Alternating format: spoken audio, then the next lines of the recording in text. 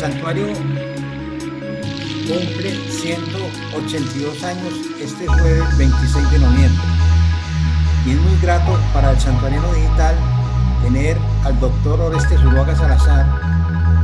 para conversar con él, que es una autoridad como presidente de la Academia Antioqueña de Historia, como miembro de la Academia Colombiana de Historia y también como miembro del Centro de Historia del Santuario, sobre nuestra historia cercana, local. Muy buenas noches, doctor Orestes. Muy buenas noches, doctor Víctor León. En primer lugar, quiero preguntarle, doctor Orestes, que nos situemos, digamos, en el pasado lejano. ¿Cómo eran las condiciones, las características de la jurisdicción, del territorio en donde hoy está el santuario antes de la llegada de los españoles? Pues antes de la llegada de los españoles es algo que hay que dejarlo, se puede decir, al imaginario, pero estas tierras eran habitadas por indígenas que pertenecían al reino de los incas del Perú, y estos indígenas habían llegado a través de las migraciones que venían desde el norte de América a través del estrecho de Bering, bajando por Estados Unidos, hoy Centroamérica, hasta llegar a donde actualmente está el canal de Panamá, la costa atlántica, y a través de los ríos Magdalena y Cauca se fueron internando. Cuentan arqueólogos que han encontrado más o menos donde hoy es la vereda de La Paz y la vereda del Alto del Palmar, partes arqueológicas donde demuestran que los primeros habitantes de las tierras del santuario, o sea, los indígenas, llegaron a través del río Magdalena y subieron por la ribera del río Cocorná a subir por Guadalito, San Bartolo, y se fueron internando en la parte del santuario. Luego de la independencia, cuando la llegada de los españoles, estos territorios pertenecían al cacique Mariní de la etnia o tribu de los taamíes, que eran dueños y señores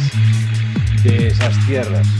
Con la llegada de los españoles, que el primero que envió don Jorge Robledo fue al teniente Álvaro Muñoz a mediados del siglo XVI, que se devolvió cuando él habían descubierto el Valle de la Burrada y la parte donde está situado Santa Fe de Antioquia. Más tarde llegó Francisco Núñez Pedroso, quien organizó parte de lo que hoy son las tierras de Marinilla, el santuario y el oriente, y en un principio nosotros pertenecimos a la provincia de Mariquita, no Antioquia, porque Antioquia era la provincia entre los dos ríos, entonces hacíamos parte de la provincia de Mariquita, y lo que posteriormente fue Antioquia perteneció a la provincia de Popayán.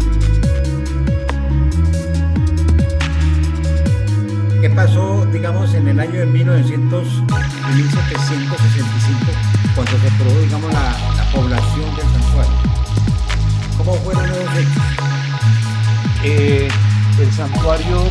era un caserío de Marinilla, porque primero se fundó a Marinilla, que pertenecía a la municipalidad de Remedios. Nosotros Marinilla fue una especie de corregimiento de Remedios, y el santuario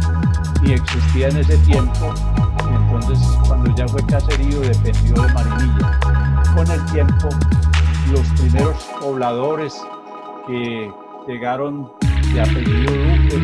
un señor Ocampo y otros, y posteriormente los yernos de un señor de apellido Jiménez, eran los Ramírez de Coy y los Gómez de Castro, fueron poblando lo que hoy es el santuario y dependían de Marinilla. Ellos, ante las necesidades de tener donde enterrar sus muertos y celebrar la misa cada 8 días, le presentaron al administrador apostólico de Medellín o de Antioquia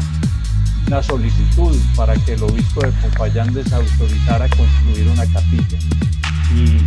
esos trámites fueron aprobados en el año de 1765, y lo cual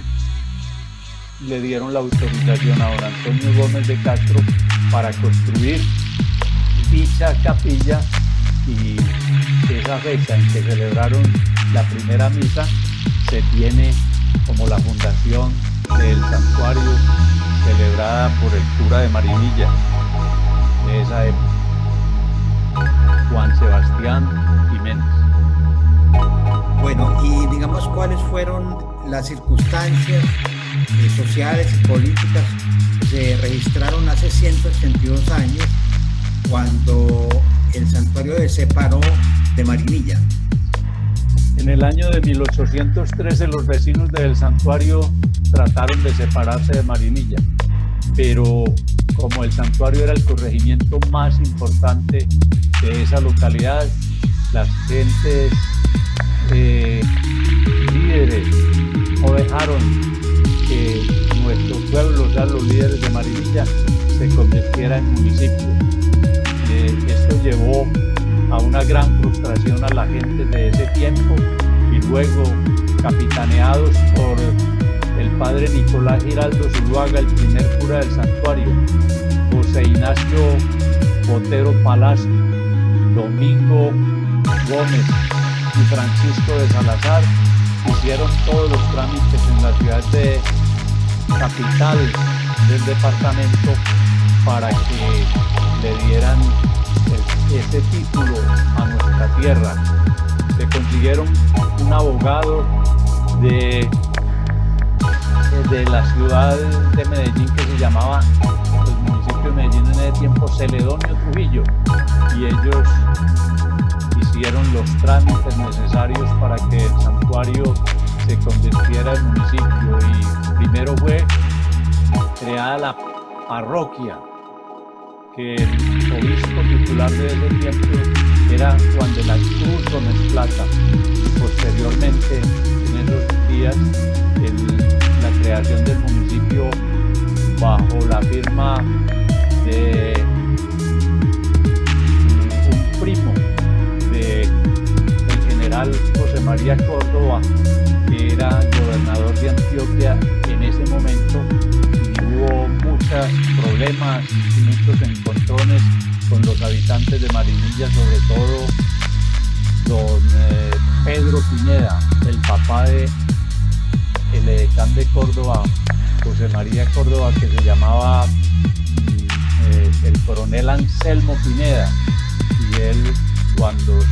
ya se creó el municipio del santuario, empacó sus cosas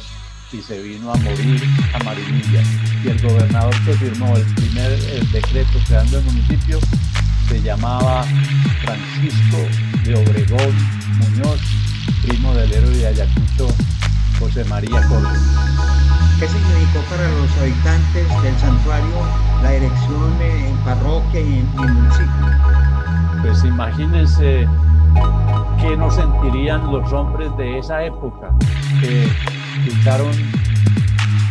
tantos años por lograr la municipalidad.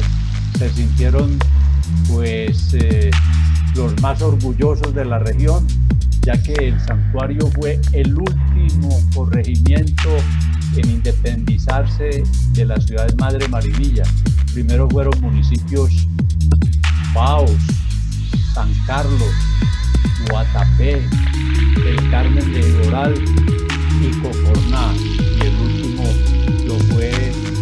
nuestro pueblo, porque como era el corregimiento más rico, tenía la obligación de sostener, porque con recursos de los santuarianos se construyó el templo de Marinilla, de la parroquia principal, y el recamado en oro de dicha iglesia fue por cuenta 80 de los habitantes de la vereda y Aldana del santuario, el Marinilla no lo quería perder y los santuarianos se sintieron una felicidad que todavía la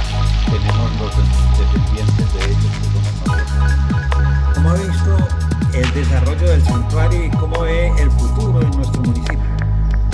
Usted y yo, que nos levantamos en la misma época, hemos visto que nuestro pueblo se ha transformado totalmente en los últimos 50 años. Antes de llegar la autopista Medellín-Bogotá, era un pueblo, un remanso de paz, de tranquilidad, una comarca bucólica, tranquila, donde todos vivíamos en una armonía total por ser de la misma familia. La llegada de la autopista Medellín-Bogotá lo cambió, lo transformó. Vemos que lo que en ese tiempo era lejísimos, la misma ciudad de Medellín, hoy estamos muy cerca de la capital del departamento de Antioquia, y que ir a Bogotá era como llegar a un país de Europa. Hoy en día está a menos de 40 minutos. Y hoy, con la puesta en marcha del aeropuerto hace más de 20 años, José María Córdoba de Río Negro,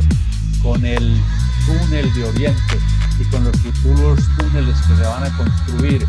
y con el mismo tren metropolitano de Medellín que ya está planeado para llevarlo hasta el santuario, porque entre el Carmen, Río Negro y el santuario va a funcionar la Universidad de Antioquia con capacidad para 100.000 habitantes. No sabemos cuál será el futuro de nuestra región. Va a ser una zona como es Tokio en el Japón,